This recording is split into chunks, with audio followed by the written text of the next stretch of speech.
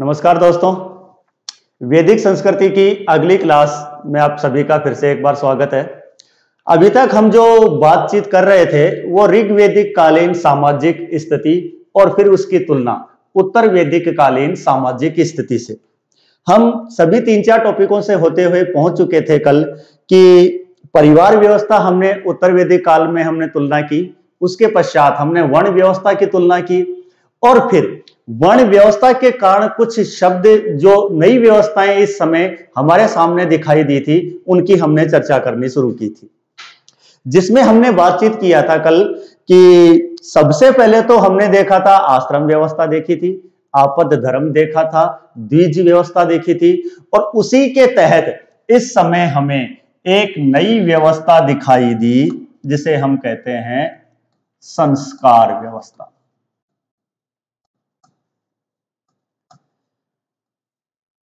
नई व्यवस्था जो हमारे सामने एक और आई उसे कहा गया संस्कार। संस्कार क्या होते हैं? अगर इसका हम अर्थ देखें तो संस्कारों का अर्थ होता है परिष्कृत या शुद्ध। संस्कारों का अर्थ होता है परिष्कृत या शुद्ध। परिष्कृत, अब किसको परिष्कृत किया जाए? तो गति को। किसको परिष्कृत किया गया? गति को। गति यानी हमारा जीवन। गति यानी हमारा जीवन। तो किसे शुद्ध करना है? जीवन को शुद्ध करना है। किस प्रकार? कुछ विभिन्न कर्तव्यों को पूरा करने के लिए गति या हमारा जीवन जिन चरणों के माध्यम से परिष्कृत या शुद्ध होकर उन कर्तव्यों को पूरा करने के लिए उपयुक्त बनता है वही संस्कार कहलाते हैं। एक बार दोबारा से कि संस्कार का शाब्दिक अर्थ परिष्कृत या शुद्ध होता है। शुद्ध या परिष्कृत किसको करना है? गति को करना है। गति को हम जिन चरणों के माध्यम से शुद्ध कर कर विभिन्न कर्तव्यों को पूरा करते हैं, चरणों के माध्यम से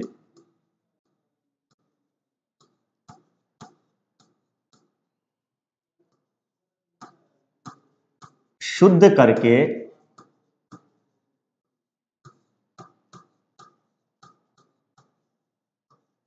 विभिन्न कर्तव्यों को पूरा करना। कहने का तात्पर्य, मानव का जन्म विभिन्न कर्तव्यों के लिए हुआ है, उसे अपने पूरे जीवन भर में विभिन्न कर्तव्यों का कार्यों का पालन करना पड़ता है और इन कर्तव्यों को वह जिन चरणों के माध्यम से गुजरता है उन्हें शुद्ध करता है, वही हमारे संस्कार कहलाते हैं।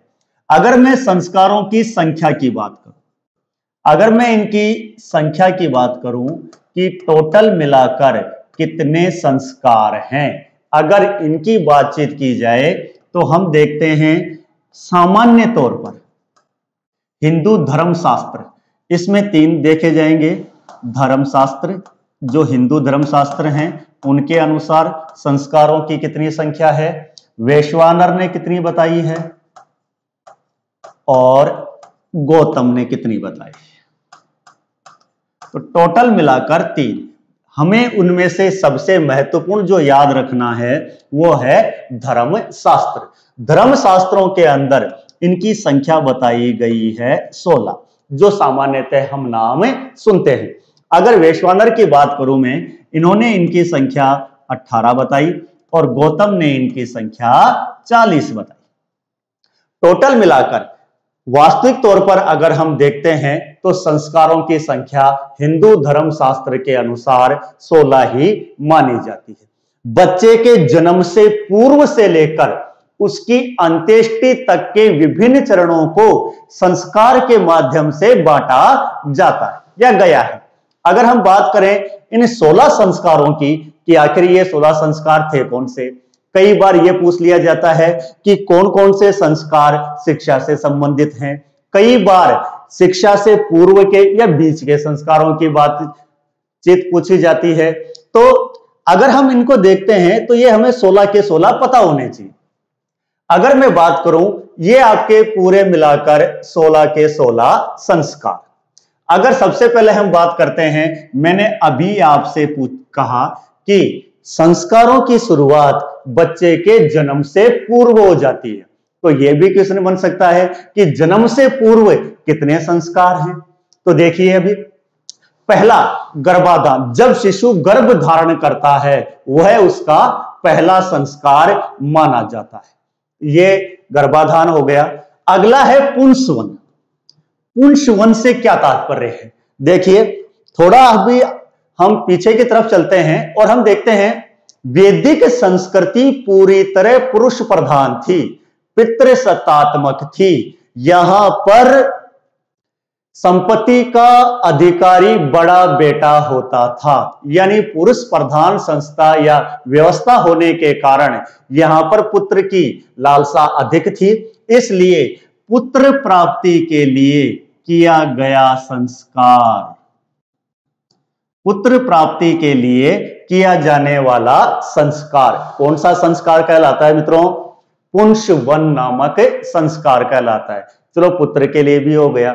उसके बाद पुत्र सुरक्षित होगा, उसके लिए आवश्यकता है कि उसकी माता सुरक्षित रहे, यानी गर्भस्थ जो भी स्त्री है उस गर्भस्थ स्त्री को सुरक्षित रखने के लिए, मैं यहां पर छोटे छोटे अक्षरों में लिख रहा हूं, गर्भस्थ स्त्री को सुरक्षित रखने के लिए उसके केशों को ऊपर उठाया जाता था ताकि उस पर किसी भी प्रकार की अमंगलकारी शक्तियों का वास न हो सके। तो पहला गर्भाधान, दूसरा पुंसवन, फिर हमने बात की सीमंतोनयन पुत्र प्राप्ति के लिए, और फिर गर्भस्थ स्त्री को सुरक्षित करने के लिए जातकर्म, जन्म और शिशु को सुरक्षित रखने के लिए। ये शुरुआती संस्कार, शिशु को सुरक्षित रखने के लिए जातकर्म या उसका जन्म।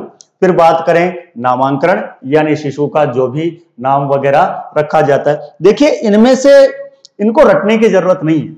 इनमें केवल आप एक चीज ध्यान में रखिए, अपने आसपास के जो बच्चे हैं, जो बच्चा शुरुआत से जब से वो जन्म लेता है या जन्म से पूर्व की क्रियाएं से लेकर उसकी मृत्यु तक की सारी क्रियाएं स्टेप बाय स्टेप यदि हम क्रमबद्ध तरीके से याद करते हैं तो इन संस्कार हमें याद करने में दिक्कतें नहीं होती है। सब फिर उसका नाम रखा जाता है, वो हो गया नामकरण।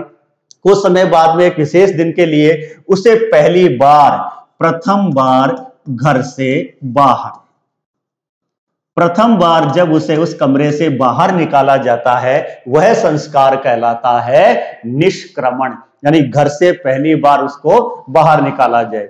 अन्नप्राशन, यानी कहने का तात्पर्य पहली बार जब उसे अन्न का दाना खिलाया जाए। 6 महीने के बाद की बातें होती हैं, ये कुछ समय बाद की। तो अन्न का दाना उसे खिलाया जाए, वह कहलाएगा अन्नप्राशन। कर्ण छेदन, कान छेदे जाते हैं, हिंदू धर्म की परंपरा के अनुसार है। चोल या चूड़ाकरण, चोल या चूड़ाकरण एक तरीके से हम कह सकते हैं उसका मुंडन होता है। ग्रामीण भाषा के अंदर इसे जड़ूला भी कहा जाता है। तो मुंडन की प्रक्रिया, चलो बच्चा थोड़ा सा बड़ा हुआ, बच्चा बड़ा होते ही हम उसे शिक्षा देना आरंभ करते हैं। और शिक्षा हम कहां देते हैं? सर्वप्रथम उसे प्राथमिक जो शिक्षा है, शुरुआती जो जानकारी है, वो हम उसे घर पर प्रदान करते हैं, यानी उसकी विद्या आरंभ। और ये विद्या आरंभ कहां होती है? घर के ऊपर होती है। तो इसीलिए उसे विद्या की जानकारी देना शुरू करते हैं। उपनयन, इसके विषय में हम विशिष्ट चर्चा करेंगे अभी। उपनयन शिक्षा से संबंधित एक महत्वपूर्ण संस्कार माना गया है, जिसमें से बहुत सारे क्वेश्चन बनते हैं। उसकी चर्चा हम आगे करेंगे। उपनयन का आप सामान्यतः अर्थ लगा सकते हो निकट ले जाना, निकट जाना या ले जाना, निकट जाना या ले जाना। यह उपनयन का शाब्दिक अर्थ सामान्यतः लगाया जाता है कि गुरु के समीप जो भी बच्चा है उसे शिक्षा के लिए गुरुकुल आश्रम वगैरह में उसके साथ में ले जाया जाता था, जहां जाकर उसे वेदों की शिक्षा दी जाती थी। प्रारंभिक शिक्षा के पश्चात उसकी जो वास्तविक वेदों की शिक्षा है उसे हम कहते हैं वेदांत, वेदारंभ, यानी वेदों का ज्ञान शुरू होना। केशांत या गोदान, केशांत यानी गोदान, ये अब शिष्य का अपने गुरु के प्रति दक्षिणा के तौर पर देखा जाता था। कुछ सामान्यतः केश दान करते थे, कुछ गोदान दान करते थे। उसके पश्चात उनकी शिक्षा कंप्लीट मानी जाती थी, पूरी मानी जाती थी। जब शिक्षा पूरी होगी तब होगा समावर्तन, यानी आश्रम से घर की तरफ प्रस्थान, संपूर्ण शिक्षा प्राप्त करने के बाद की बात। फिर हम बात करें हिंदू धर्म में, कल हमारी बात हुई थी, विवाह एक धार्मिक संस्कार है जो कि न तोड़ने के योग्य होता है। अब इसके विवाह हिंदू धर्म में कितने प्रकार के विवाह, इसकी भी हम आगे चर्चा करेंगे। उससे और सबसे अंत में है अंत्येष्टि। एक बार दोबारा देखें, गर्भाधान जन्म से पूर्व जब से हुआ, पुंसवन पुत्र प्राप्ति की लालसा के लिए, सीमंतोनयन गर्भस्थ स्त्री को अमंगलकारी शक्तियों से बचाने के लिए, शिशु के लिए जातक्रम जन्म, फिर उसका नामांकन, पहली बार घर से बाहर निकालना, पहली बार अन्न का दाना खिलाना, कर्ण छेदन करना, चोल या चूड़ाकरण हम कहते हैं उसका मुंडन करना, जरूला उतारना, विद्यारंभ घर के ऊपर, उपनयन उसे आश्रम की तरफ ले जाना, वहां पर वेदों की शिक्षा देना, फिर उसके पश्चात गुरुदान और फिर अंत में घर की तरफ प्रस्थान, यानी संपूर्ण शिक्षा होने पर समावर्तन संस्कार, और फिर घर लाकर किया जाएगा विवाह। विवाह के बाद में सबसे अंतिम जो बचता है वह कहलाती है अंत्येष्टि। अब उससे हम आगे चलते हैं। मेरी अभी बात हुई थी कि अभी हमने चर्चा की थी उपनयन संस्कार। उपनयन संस्कार शिक्षा में एक बहुत ही महत्वपूर्ण संस्कार माना जाता है। जैसे अभी अपनी बात हुई कि इसका जो अर्थ होता है वो होता है निकट ले जाना। निकट ले जाना कहां? गुरु के या गुरुकुल के अंदर उसे शिक्षा प्राप्ति के लिए भेजना, यही कहलाता है उपनयन संस्कार। सामान्यतः इसकी जो आयु है ये आयु निर्धारित है। मैंने आपको कल बताया था शिक्षा प्राप्ति का अधिकार केवल 3 वर्णों को था, ब्राह्मण को था, क्षत्रिय को था और वैश्य को था। तो अगर मैं इसकी आयु की अगर बात करूं तो अलग अलग वर्ण के लिए अलग अलग आयु निर्धारित थी। ब्राह्मण था, क्षत्रिय थे और वैश्य थे। वैश्य ब्राह्मण विद्यार्थी के लिए गुरुकुल में जाने की आयु 8 वर्ष, क्षत्रिय के लिए 11 वर्ष और वैश्य के लिए 12 वर्ष। ये इनकी आयु का निर्धारण किया गया था कि किस वर्ण का बालक गुरुकुल आश्रम में शिक्षा लेने के लिए कितनी आयु के अंदर प्रवेश करेगा। इसके अतिरिक्त कुछ लोग इसका जो अर्थ है वो यज्ञोपवीत से भी लगाते हैं। इसका जो अर्थ लगाते हैं वो लगाते हैं यज्ञोपवीत, यानी जो जनेऊ धारण, सामान्य भाषा के अंदर हम उसे धागा या जनेऊ के नाम से जानते हैं। अलग अलग विद्वानों ने अलग अलग लोगों के लिए अलग अलग तरीके के जनेऊ या यज्ञोपवीत या धागे निर्धारित किए गए हैं। जैसे कि हम बात करें ब्राह्मण का जो यज्ञोपवीत होगा वो सूत या रुई का बना हुआ होगा। जो क्षत्रिय हैं, क्षत्रिय का जो होगा वो सन या मूज का होता है। और जो वैश्य है, इन वैश्यों के लिए यह ऊन का निर्धारित किया गया है। तो कुछ लोग इसका अर्थ यज्ञोपवीत से लगाते हैं। ये हुई हमारी उपनयन से संबंधित विभिन्न विभिन्न बातें या जो फैक्ट हैं जो आपके सामने। इससे अगर हम आगे चलें तो एक 15वें नंबर का संस्कार मैंने अभी आपको बताया था, विवाह। विवाह की अगर हम चर्चा करते हैं, विवाह की हम चर्चा करते हैं तो हिंदू धर्म के अंदर लगभग 8 प्रकार के विवाहों का वर्णन किया गया है।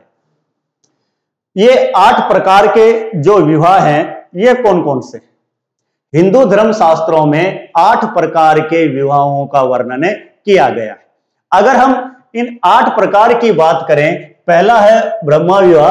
ब्रह्मा विवाह के अंदर अगर हम बात करते हैं तो हम देखते हैं कि वेदों के ज्ञाता के साथ, वेदों के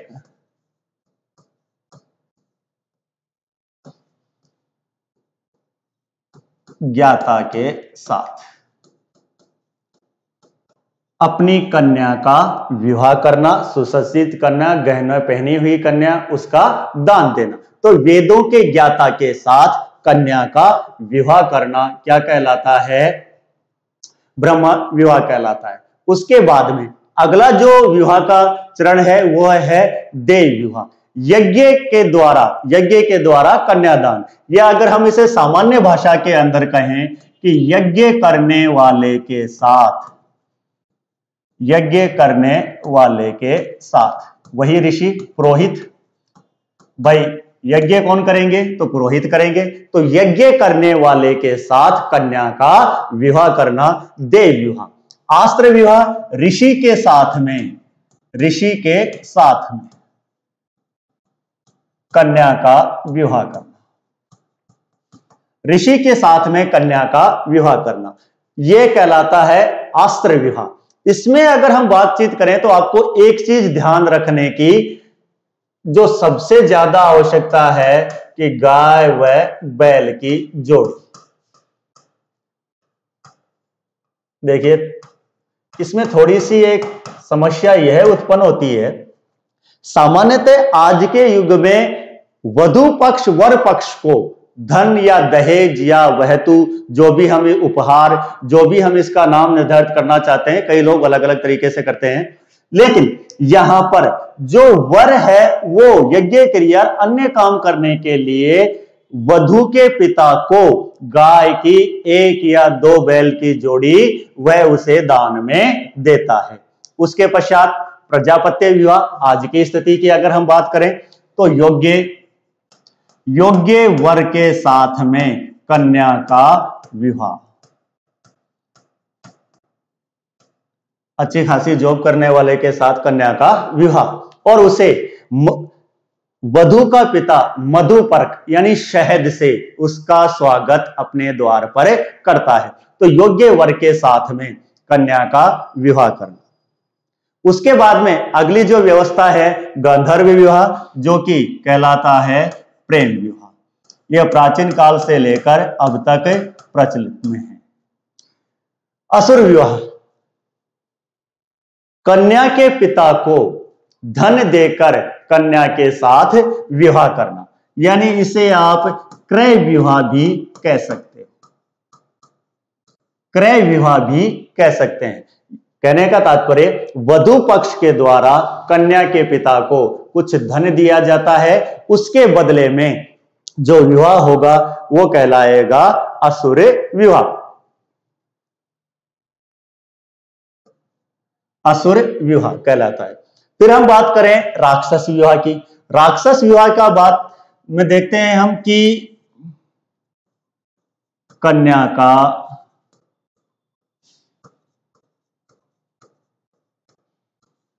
अपहरण करके विवाह करना। पहले कन्या का अपहरण किया जाए और फिर उसके साथ में विवाह किया जाए, वह कहलाता है राक्षस विवाह, जो कि हम कह सकते हैं प्राचीन काल में क्षत्रियों में मान्य था। आज ट्राई मत करना।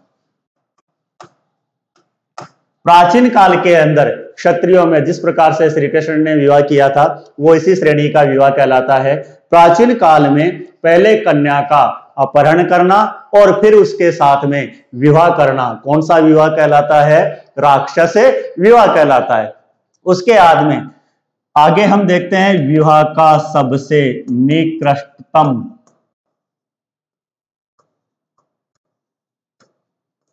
प्रकार। विवाह का सबसे निकृष्टतम जो प्रकार है वो कहलाता है पिशाच विवाह। यदि किसी यदि कोई ऐसी लड़की से विवाह करे जिसकी दिमागी हालत ठीक नहीं हो, वह पागल हो, दिमाग से विक्षिप्त हो, उसके साथ में जबरदस्ती कर कर फिर विवाह करना, वो विवाह कहलाता है पिशाच विवाह। और यह ब्राह्मणों में बिल्कुल अमान्य माना गया है, ब्राह्मणों में अमान्य। जिस प्रकार से आपने देखा कि राक्षस विवाह को क्षत्रियों में मान्य माना गया है, उसी प्रकार से पिशाच विवाह को किस प्रकार का माना गया? अमान्य माना गया। यह ब्राह्मणों में बिल्कुल भी मान्य नहीं है। अब देखिए, इनमें से अगर हम बात करें हमारे धर्मशास्त्रों की,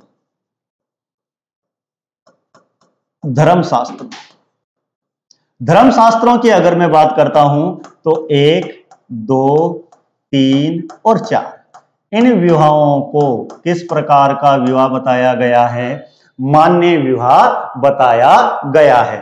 जबकि 5, 6, 7, 8 ये विवाह कैसे माने जाते हैं? अमान्य, सामान्यतः नहीं किए जाते हैं। लेकिन 4, 5 और 6, 4, 5 और 6 ये वर्तमान में हमें क्या दिखाई देते हैं दोस्तों? प्रचलित में दिखाई देते हैं। और वात्स्यायन के कामसूत्र, भाई अगर हम बात करें ग्रंथ की, जिसको हम कह सकते हैं वात्स्यायन के कामसूत्र के अंदर गंधर्व विवाह को या प्रेम विवाह को, गंधर्व विवाह को या प्रेम विवाह को श्रेष्ठ विवाह कहा गया है। तो ये थे उत्तर वैदिक काल के समय प्रचलित हमारे 8 प्रकार के विवाह। इसमें अब सबसे अंत के अंदर जो हम चीज देखते हैं, वो चीज हम देखेंगे क्या? स्त्रियों की स्थिति और विवाह की परंपराएं, जो हमें किस प्रकार से भिन्न दिखाई देंगी ऋग्वेदिक काल से। तो देखो, इसमें हम आगे चलते हैं और देखते हैं कि जहां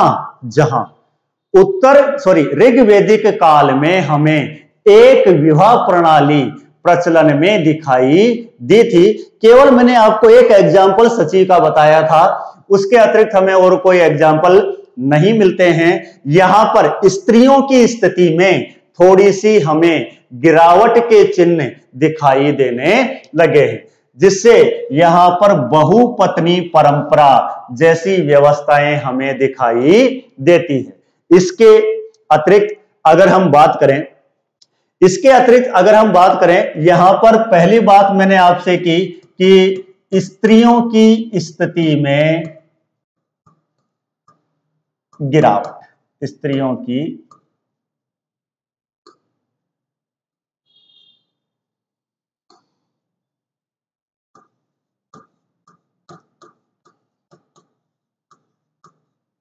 स्थिति में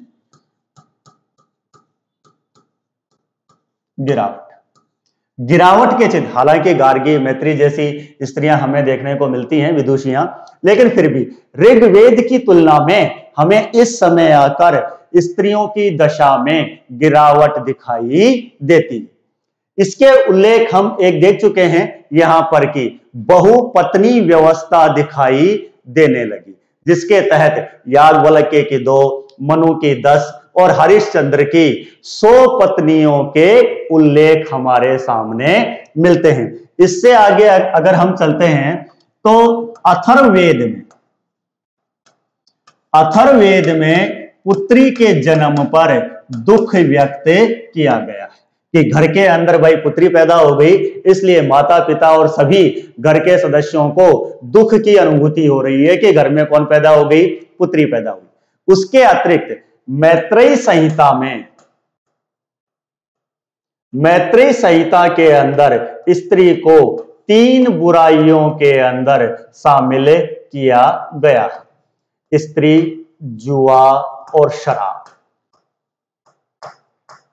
मैत्रेयी संहिता के अंदर स्त्रियों को 3 बुराइयां, यानी इस समाज के अंदर हमें 3 बुराइयां बताई गई हैं। और ये 3 बुराइयां कौन कौन सी हैं? स्त्री है, जुआ है और शराब है।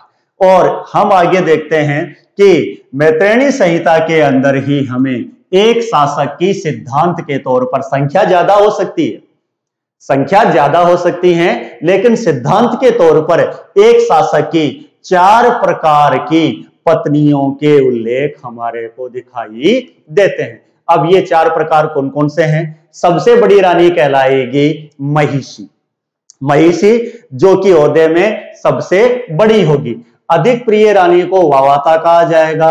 जो रानी राजा को अधिक प्रिय होगी वह वावाता, जिसे राजा पसंद नहीं करता है वह परिवक्ति कहलाती है। और पालागल, पालागल अधिकारी हम राजनीतिक व्यवस्था में देखेंगे, जब उत्तर वैदिक काल पढ़ेंगे तब हम देखेंगे कि विदूषक को पालागल कहा जाता था। तो पालागल अधिकारी, देखिए विदूषक कानून वानून का निर्माता वगैरह जो राजा के बहुत अधिक नजदीक रहता है, और जो राजा के बहुत अधिक नजदीक रहता है तो सामान्यतः उसकी यदि पुत्री है तो उसका विवाह राजा से किया जाएगा, और अगर उसका विवाह राजा से होगा तो वो कहलाएगी सिद्धांत के तौर पर पालागाली।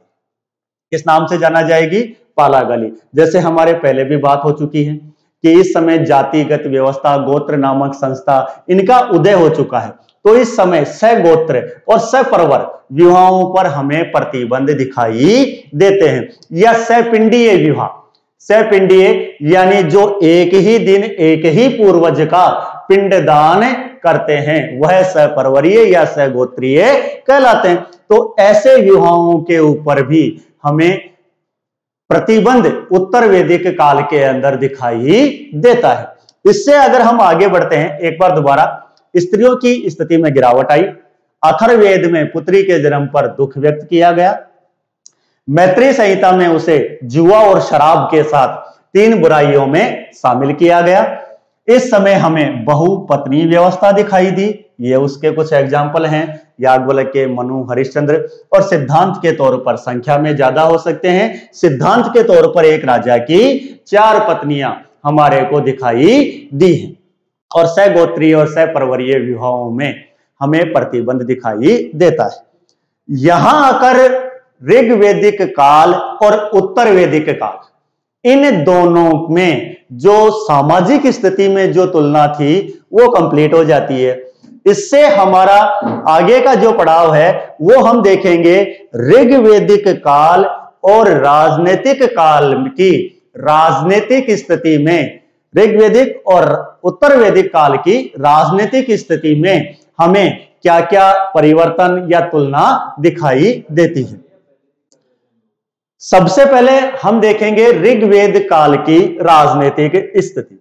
अब देखिए ऋग्वेद काल की राजनीतिक स्थिति में हम किन किन चीजों का अध्ययन करेंगे, जिनकी तुलना हम करेंगे उत्तर वैदिक काल की राजनीतिक स्थिति में। अब अगर हम बात करें, राजनीतिक में बात होगी तो क्षेत्र की बात होगी, राजनीतिक में बात होगी तो जनसंख्या की बात होगी, राजनीतिक में बात होगी तो सरकार की बात होगी, राजनीतिक में बात होगी तो सरकार के कार्यों की बात होगी, सरकारी संस्थाओं की बात होगी, और युद्ध और संधियों की बात होगी। यहां पर हम देखेंगे क्षेत्र कैसा था। सबसे पहला जो हमारा पॉइंट होगा वो होगा क्षेत्र, यानी इस समय राष्ट्र का स्वरूप कैसा था, लोग किन किन जगहों पर निवास करते थे, उनको क्या क्या कहा जाता था। फिर हम बात करेंगे क्षेत्र है तो उसका हमें क्या मिलेगा, राजा मिलेगा।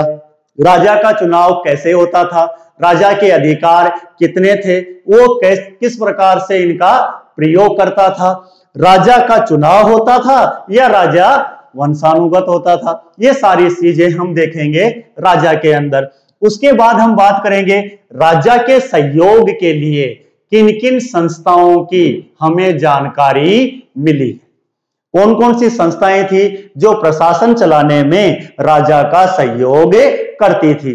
मोटे तौर पर 3 आपको मिलेंगी, विदत, सभा और समिति, जिनकी हम चर्चा आगे करेंगे।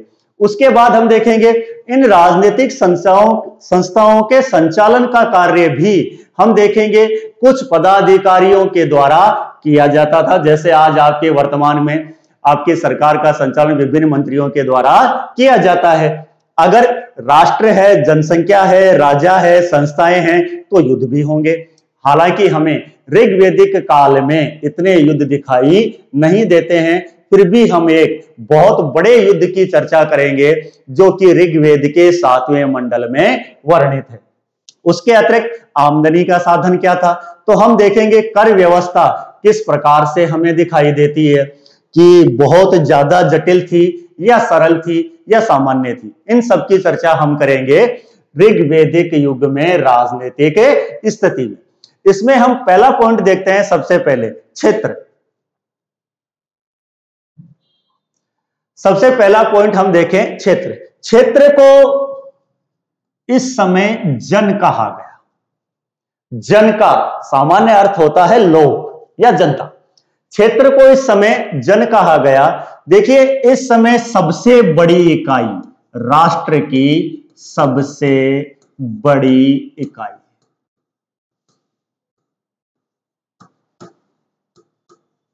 राज्य की या राष्ट्र की सबसे बड़ी जो इकाई थी वो जन थी। जन के जो लोग थे, ये लोग एक ही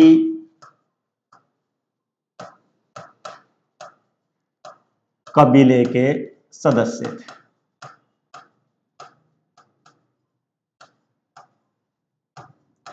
जन के लोग एक ही कबीले के सदस्य थे, या हम कह सकते हैं ये लोग एक ही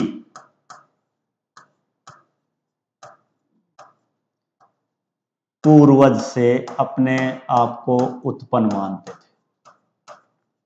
सामान्यतः इस समय राष्ट्र की सबसे बड़ी जो इकाई थी वो हमें जन के रूप में देखने को मिलती है। जन के जो लोग थे वो एक ही कबीले के सदस्य हुआ करते थे, या हम कहें कि वो एक ही पूर्वज से उत्पन्न माने जाते थे। ये लोग घूम घूम कर अपना जीवन यापन करते थे। एक दूसरे स्थान पर घूम घूम कर क्या करते थे? जीवन यापन। स्थायी तौर पर इन्होंने रहना शुरू नहीं किया था, घूम घूम कर अपना जीवन यापन करते थे। और ये लोग जिस जगह निवास करते थे, जिस जगह निवास करते थे,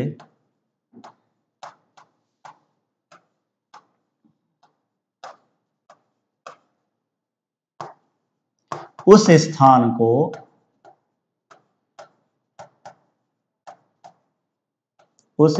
को जन कहा गया। तो ये हमारा पहला पॉइंट था। राजनीतिक स्थिति में सबसे पहले हम देखेंगे, किसी भी राष्ट्र की क्षेत्र विस्तार की बात करें तो इस समय बहुत बड़ा विस्तार हमारे को देखने को नहीं मिलता है। इस समय हमें जो मिला सबसे बड़ी इकाई, जैसे आज की अगर मैं बात करूं तो हम देखते हैं सबसे बड़ा देश या राष्ट्र, राष्ट्र के बाद में राज्य, राज्य के बाद में अगर हम बात करें जिला, जिला के बाद में तहसील, इस प्रकार से गांव तक। अगर इस समय थी तो सबसे बड़ी यही थी। ये लोग एक ही पूर्वज से उत्पन्न थे जो घूम घूम कर अपना जीवन यापन करते थे। यानी ये स्थायित्व और विस्तार को इन्होंने अभी तक नहीं अपनाया था, जो होगा उत्तर वैदिक काल के अंदर। इसमें अगर हम बातचीत की तो हमने देखा कि लोग जिस स्थान पर निवास करते थे वही स्थान क्या कहलाया? जन कहलाया। अब हम बात करेंगे आगे वाले चीज की कि राजा की स्थिति किस प्रकार से थी। नमस्कार साथियों, चाणक्य एजुकेशन ग्रुप के डिजिटल राजा की स्थिति की अगर हम बात करें तो राजा की स्थिति देखने के लिए हमें दो चीजों का अध्ययन करना पड़ेगा। राजा की स्थिति देखने के लिए हमें दो प्रकार के, दो पॉइंटों का अध्ययन करना पड़ेगा। एक तो राजा का पद, सर्वे सर्वा जो होता था वह राजा होता था। यानी हम कह सकते हैं ऋग्वेदिक काल में महत्वपूर्ण जो पद होता था वो कौन सा था? राजा। लेकिन यहां पर आपको राजा निरंकुश दिखाई नहीं देगा। क्यों? सामान्यतः राजा का जो पद था वो पद वंशानुगत था।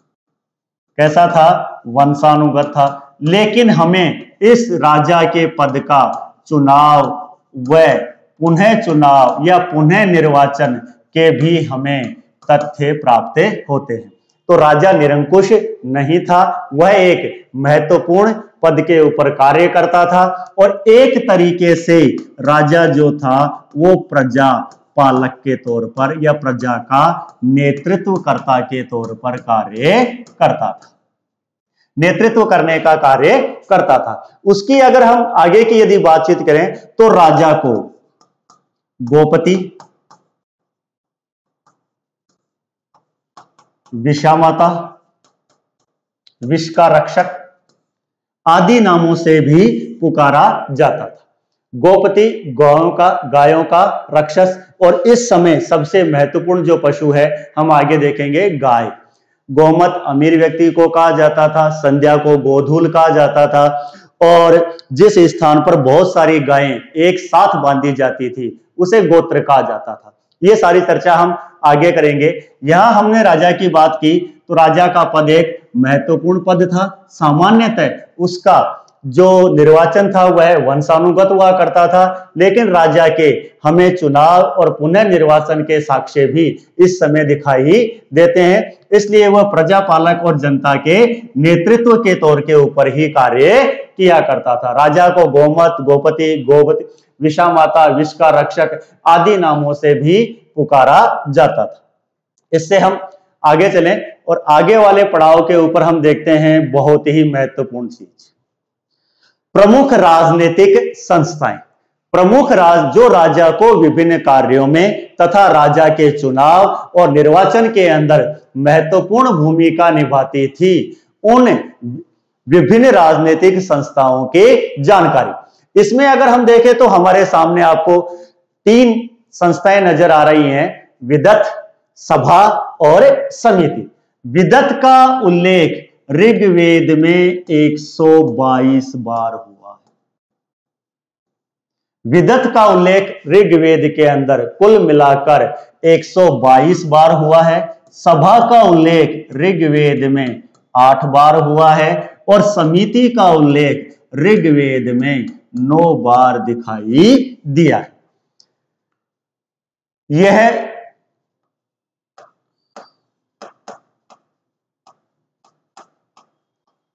बुजुर्गों की संस्था मानी गई।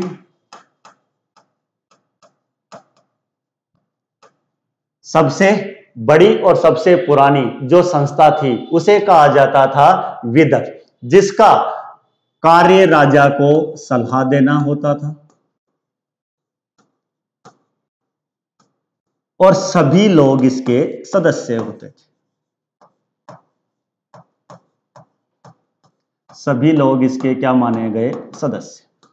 बुजुर्गों की संस्था जिसका उल्लेख ऋग्वेद में 122 बार हुआ है और राजा को सलाह देने का कार्य किया करती थी।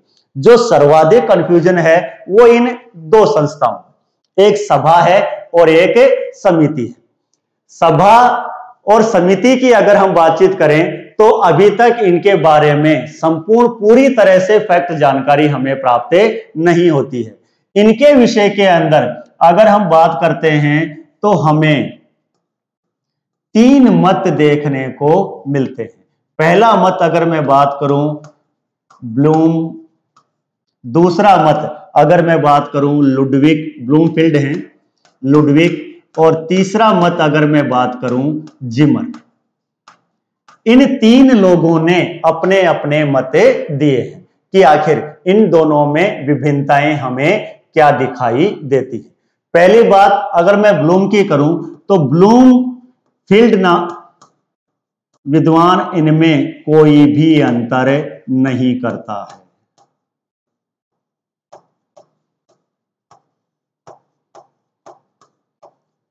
ब्लूमफील्ड ने सभा और समिति को एक ही पलड़े में रखा है और इनमें किसी प्रकार का कोई अंतर नहीं करता है।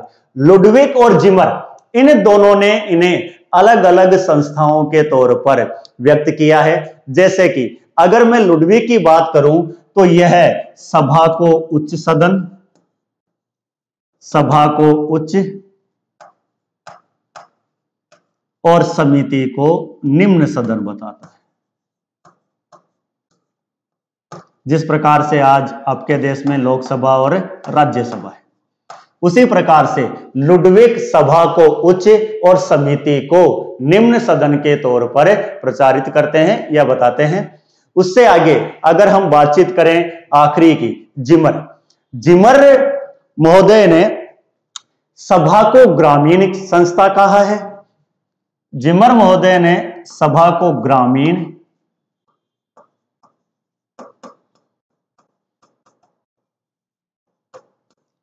और समिति को केंद्रीयकृत संस्था या नगरीय संस्था के तौर पर प्रचारित या बताया। ये हमें अलग अलग विद्वानों की अलग अलग धारणाएं पता चली, लेकिन जो लिखा हुआ हमें मिला उसके अनुसार हम ये कह सकते हैं कि सभा एक न्यायिक संस्था थी। सभा एक न्यायिक संस्था के तौर पर जानी, जबकि समिति जो थी वह एक केंद्रीय संस्था के तौर पर कार्य करती थी। न्यायिक संस्था थी, इसीलिए इसके लिए नरिष्ठा और पितृय शब्दों का उपयोग किया गया। नरिष्ठा और पितृय, नरिष्ठा और पितृय इनका मतलब होता है अउल्लंघनीय, यानी कि ऐसी संस्था जिसका कि उल्लंघन न किया जाए। और आज हम न्यायिक संस्था का उल्लंघन नहीं करते। अगर मैं स्त्रियों की बात करूं तो स्त्रियों को एक जगह सभावती के नाम से पुकारा गया है, अर्थात स्त्रियां सभा की कार्यवाही में भाग लेती थी, वो उसका हिस्सा हुआ करती थी, इसलिए उन्हें सभावती कहकर पुकारा गया। अगर मैं बात करूं समिति की अगर हमने देखा कि एक केंद्रीयकृत संस्था थी, केंद्र या नगर के विभिन्न कार्यों के साथ साथ यह राजा को सलाह देती थी तथा राजा के निर्वाचन के अंदर भी अपना योगदान देती थी। तो ये उस समय की हमें प्रमुख संस्थाओं की जानकारी मिली, विदत, सभा और समिति। विदत का उल्लेख 122 बार, सभा का 8 बार और समिति का 9 बार। विदत बुजुर्गों की या सबसे प्राचीन संस्था, इसे बुजुर्गों की भी कह सकते हो आप, या कह सकते हो कि यह सबसे प्राचीन संस्था, सबसे पुरानी संस्था देखने को मिली, जिसका प्रमुख कार्य राजा को अपनी सलाह देना या राजा को अपने विचारों से अवगत करवाना। सभी लोग इसके सदस्य। सभा और समिति के विषय में अलग अलग लोगों ने अलग अलग मत रखे हैं। ब्लूमफील्ड इन्हें एक ही मानते हैं, लुड्विक इन्हें उच्च सदन और निम्न सदन का दर्जा देते हैं, जिमर इन्हें ग्रामीण और नगरीय क्षेत्र के रूप में बांटते हैं। और अगर हम बातचीत करें, एक चीज जो है, स्त्रियों के बारे में समिति में कोई जानकारी नहीं मिलती है, ना ही तो यह मिलता है कि स्त्रियां समिति की कार्यवाही में भाग लेती थी, और ना ही यह मिलता है कि स्त्रियां समिति की कार्यवाही में भाग नहीं लेती थी। तो इन दोनों ही आधारों के ऊपर हम कह सकते हैं कि इसके विषय में कोई जानकारी उपलब्ध नहीं। उससे आगे अगर हम चलें, संस्था होंगी तो संस्था के चलाने वाले मंत्रीगण होंगे। अगर मंत्रीगणों की हम बातचीत करें तो इस समय हमें 3 प्रमुख मंत्री जो इन संस्थाओं को चलाने और राजा की सहायता में योगदान देते थे। पुरोहित, इसे हम आज का प्रधानमंत्री, पुरोहित को हम आज का प्रधानमंत्री के तौर पर देख सकते हैं। राजा के बाद सबसे महत्वपूर्ण स्थान, राजा के बाद सबसे महत्वपूर्ण स्थान पुरोहित का माना जाएगा। उसके पश्चात आता था सेनानी। सेनानी की बात करूं तो यानी सेना का अध्यक्ष, सेना का अध्यक्ष। और यह है ग्राम का अध्यक्ष।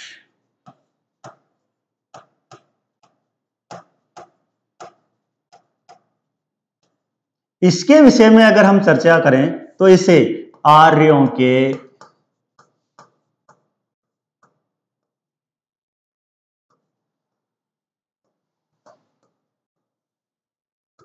लड़ाकू दल का नायक, इसे आर्यों के लड़ाकू दल का नायक कहा जाता था। देखिए, जैसे ही मैंने ये शब्द लिखा तो कईयों का दिमाग बोले गांव के अध्यक्ष का लड़ाई से क्या काम। इसकी चर्चा हम करेंगे जब हम इससे अगले टॉपिक में युद्ध और सेना की चर्चा करेंगे कि इस समय हमें कौन सा युद्ध देखने को मिलता है। ग्रामणी को ऋग्वेद में राजकर्तार भी कहा गया। ऋग्वेद में इन्हें राजकर्तार का दर्जा भी दिया गया। देवीय परंपरा इस समय मौजूद थी। इससे आगे हम चलते हैं। देखिए, रोहित प्रधानमंत्री, प्रमुख पद, सेना का अध्यक्ष सेनानी, ग्राम का अध्यक्ष ग्रामीणी। जो हमें चर्चा करने वाला विषय है कि ग्रामीणी को आर्यों के लड़ाकू दल का नायक क्यों कहा जाता था, इसकी चर्चा जो हम करेंगे वो करेंगे इसके युद्ध और सेना वाले पार्ट के अंदर, जिसकी जो हम देखेंगे इससे अगले वीडियो में। धन्यवाद।